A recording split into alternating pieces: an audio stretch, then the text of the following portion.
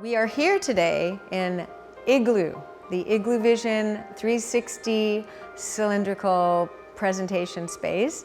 It's a UK company that was based out of the Inventor's Nest for the last 3 years, and now they've expanded and they're moving to a much bigger office. Some of the applications our clients use our technology for is for visualization, experiences, simulation, and collaboration projects. We offer a range of experiences for our products.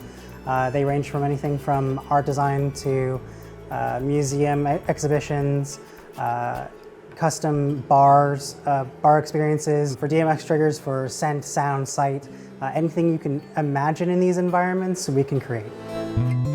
And I'm sitting in a tactile acoustic device, also known as an emoji chair, which was an invention developed in 2007 to provide deaf and hard of hearing people with a way to experience music through the sense of touch.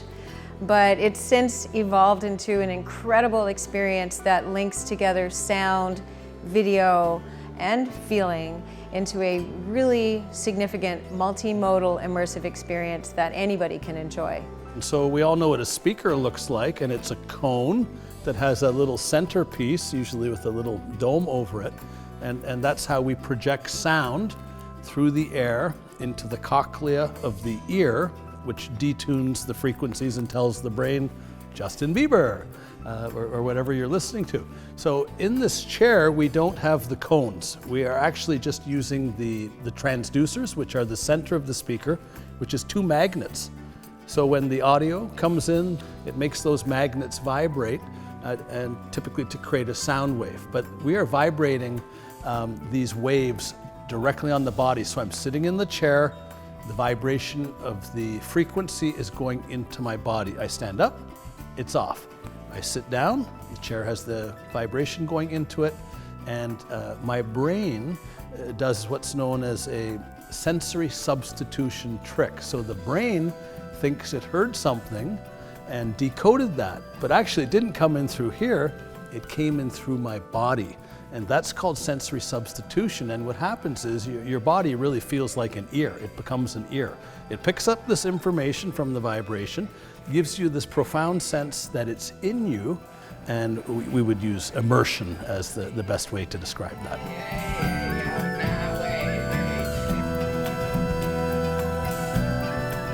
When I design a speaker, I'm not thinking about how it's ultimately going to look, but how it's going to react to the crossover and the components we put inside. So it is supposed to not add or take anything away.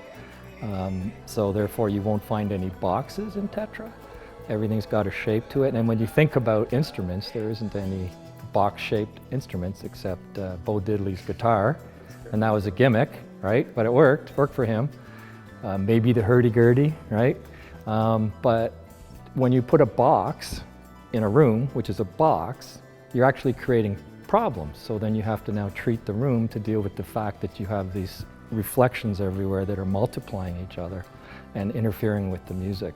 So you really do, when you do it properly and you pull all the elements together, it's like making a guitar or an instrument that plays all the instruments, because it's not just a guitar. It's a drum, it's a bass, it's the singer, it's the cymbal over here, it's the background singer over here.